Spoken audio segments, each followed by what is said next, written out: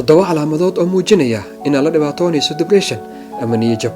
Dhammaanteen waan la kulannaa xaalad murugo iyo walaac leh, laakiin waa mid ugu dambeyn aan ka boodno ama aan ka bogsano. Haddaba maxaa dhacaya haddii murugada ay sii daba dheeraato? Dabcan waxaa dhacaya waa depression ama niyad-jab.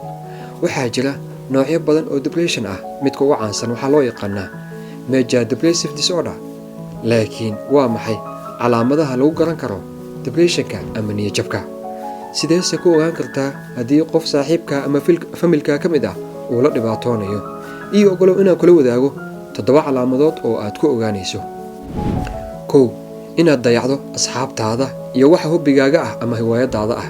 Calaamad kale oo depressionka ama niyad-jabka leeyahay waxaa loo yaqaan anhedonia.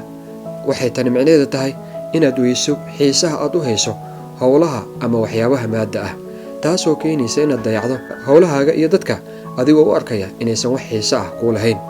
Waana mid ka mid ah calaamadaha ugu waaweyn ee lagu yaqaano depressionka. Haddii aad isku aragto calaamadan ama aad ku aragto qof aad isku dhowdihiin inuusan wax xiiso u hayn waxyaabihii hore u jeclaan jiray, waa waqtiga ugu habboon ee baaritaanka. 2. Qaab hurdadaada oo isbedesha. Habka aan u seexanayno waxay muhiim u tahay caafimaadka maskaxdeenna. Isbedelka qaabka hurdadeenna waa calaamad muujinaysa in aad dhibaato maskaxeed ku hayso. Depressionka wuxuu sababaa insomnia oo ah qofka inuu wax yar hurdo, ama hypersomnia oo ah qofka inuu si xad dhaaf ah u hurdo. Isbedelka qaabkan hurdada wuxuu sidoo kale sababaa inay hoos u dhacdo tamartaada ama enerjigaaga. Calaamadan waa mid normal ah. 75% dadka ay ku dhacdo depressionka waxay leeyihiin insomnia oo ah hurdo yari, halka 40% dadka laga helo ay la dhibaatoodaan hypersomnia oo ah inay si xad dhaaf ah u hurdaan. Haddaba haddii aad isku aragto isbedel ku aadan hurdadaada, waa calaamad muujinaysa depression ama inaad niyad-jabsan tahay. 3. Isbedel ku dhaca appetite-kaaga. Shay kale oo depressionka saameyn ku yeelan kara ayaa ah appetite-ka caloosha. Dadka qaar oo la dhibaatoonaya depressionka waxay dareemaan in appetite-kooda hooseeyo oo cunto ku filan aysan cuni karin, amaba gebi ahaanba aysan waxba cuni karin, halka qaar kalena appetite-koodu yahay mid aad u sareeya iyagoo cuna cunto xad dhaaf ah.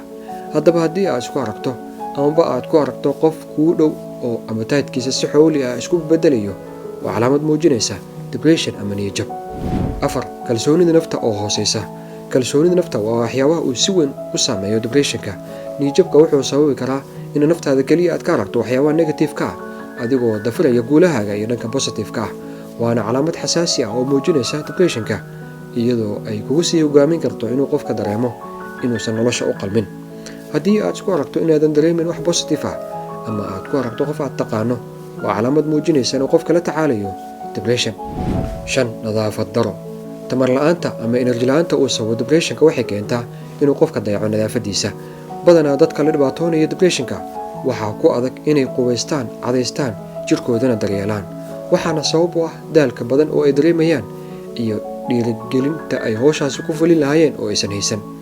Haddaba haddii aad isku aragto adigoo nadaafadaada liidato ama qof asxaabtaada ka mid ah, waxay u badan tahay inaad la dhibaatoonaysaan depression. 6. Xanaaq fara badan. Ma isku aragtaa in qof walba ama wax kasta ay kaa xanaajinayaan? Ma isku aragtaa inaad dhaqso xanaaqayso? Xanaaqa dhow waa calaamad muujinaysa depression. Marka aad wax kasta u dareemayso si negative ah, waxyaabo aan micno lahaynna ay kaa caraysiinayaan, waxay u badan tahay inaad la dhibaatoonayso depression ama niyad-jab. 7. Dareen la'aan. Mid ka mid ah calaamadaha depressionka lagu yaqaan ayaa ah flat mood, taasoo micnaheedu tahay qofka oo niyadiisu tahay mid caajisan. Si kale, inaadan dareemin wax farxad ah ama murugo ah toona. Haddii xaalado noocaas ah aad la kulanto, waxay u badan tahay inaad la dhibaatoonayso depression. Haddii aad isku aragto calaamadahan ama qaar ka mid ah, waxaad u baahan tahay inaad la kulanto dhakhtar ku takhasusay arrimahan. Waxaan sidoo kale idinla wadaagi doonaa habab aad kala tacaali karayso depressionka. Haddii aad ka heshay muuqaalkan, fadlan like garay, subscribe kanaalkan, gambaleelkana furo si aad ula socoto muuqaalka xiga. Mahadsanid.